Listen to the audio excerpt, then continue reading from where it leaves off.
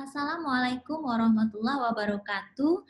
Alhamdulillah, kurikulum kursus dan pelatihan kreator konten jenjang 3 kerangka kualifikasi nasional Indonesia sudah selesai kami susun. Tim yang terdiri dari praktisi, akademisi, dan industri bersama-sama menetapkan menyusun kurikulum kreator konten yang akan diuji coba dalam beberapa lingkup lembaga kursus, terutama yang berbasis IT di Indonesia.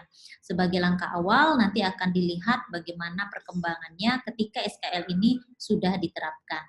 Nah, di dalam kurikulum yang harus ada adalah pertama daftar isi, ini terkait dengan kata pengantar, pendahuluan, dan isi kurikulum.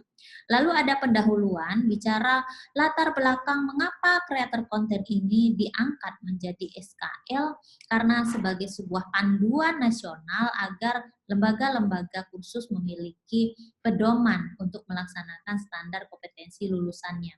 Dasar hukumnya tentu berdasarkan Undang-Undang tahun 2013 nomor 20 tentang Sistem Pendidikan Nasional, ada juga beberapa undang-undang, dan yang terpenting adalah tentang peraturan yang terkait dengan penggunaan IT.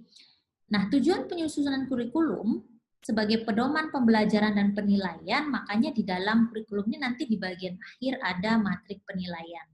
Kami juga menyertakan pengertian apa itu definisi kreator konten dan beberapa glosarium lainnya.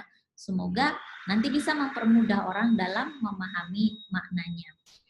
Nah, setelah definisi-definisi, kita lihat struktur kurikulum.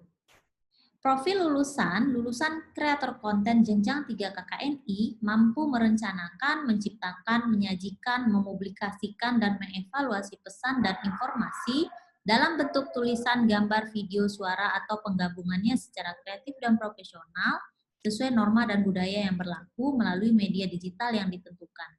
Nah, setelah profil lulusan ini kita cantumkan, maka capaian pembelajarannya kita jabarkan di dalam sikap dan tata nilai, lalu lebih spesifiknya kita buat dalam capaian pembelajaran.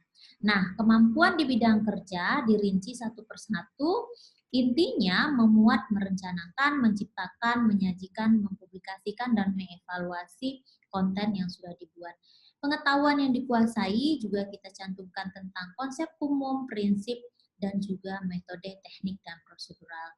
Capaian pembelajarannya juga kita ikut sertakan hak dan tanggung jawab sehingga lebih terlihat bagaimana nanti hak dan tanggung jawabnya seorang kreator konten. Nah, ini struktur kurikulum kita susun berdasarkan elemen kompetensi, bahan kajian, bobot, durasi, metode pembelajaran, indikator kelulusan, dan modul. Inilah yang merupakan poin inti dalam kurikulum.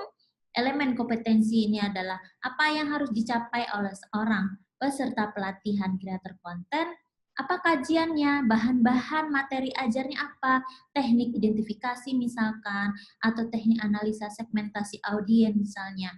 Diberi bobot. Nah, 1 jam pelajaran itu dinilai dengan 60 menit.